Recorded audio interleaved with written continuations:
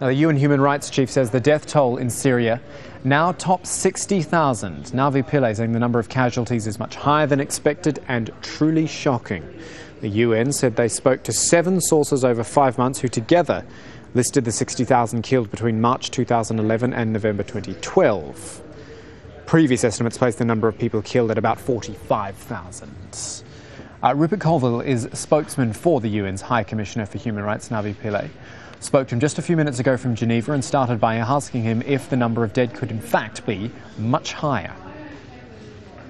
It could be more. What we've done is take basically a statistical analysis of 7 of the lists of casualties that exist and analyse them all, remove all the double counting.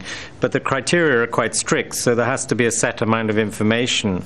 And there may well be people who have been killed who aren't included as a result of that.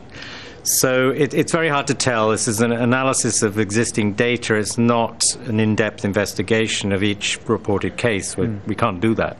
Exactly. I was going to ask you but it is shocking. I mean, 60,000 is a lot of people. I was going to ask you how accurate you sort of thought the 7 sources were in the first place, because, and I said this in my first question, 2 years of this conflict, day after day, the numbers we hear coming out, they're quite mind-boggling, actually, and trying to come to some sort of accurate number must be quite an extraordinary task. It's very difficult, and we haven't actually given out a number for more than a year now for exactly that reason. It became so complicated. There were so many different people reporting casualties, so many different places where violence and fighting was going on simultaneously, and no way of really verifying each and every case. So it's been a very difficult issue. But this is a real attempt to do an exhaustive analysis of the information we do have. It should be treated as an indicative number, not as a real number, but we believe it's probably the minimum.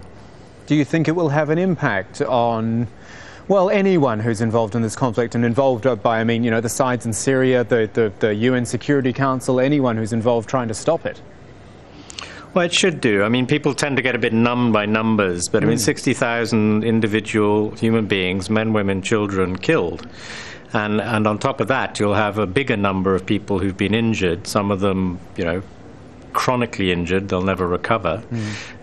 People who've been tortured, people who've disappeared, and some of them may be dead as well. And then you've got the people who've been killed nobody knows about, who haven't been reported, who may... So that's why the numbers may go up. But the number's not, these are human beings. At the end of the day, it's not a number. And it's truly horrendous what's going on in Syria. And what about beyond the country? When you think about the hundreds of thousands of Syrians who are out in refugee camps. Now, if you die in a refugee camp out there, you are technically a victim of war as well. Well, I mean, these are supposedly conflict-related deaths. So if you died of an illness in a refugee camp, it wouldn't necessarily be related to the conflict. It's the illness. But and there are hopefully services provided, including medical care, for those who've got out of the country. Those displaced inside Syria, obviously, it's much more difficult. The humanitarian agencies are doing their best to get aid to people inside, but in these circumstances, with appalling security situation, it's very hard for the aid givers to help people, and that does indeed produce more more illness, more deaths.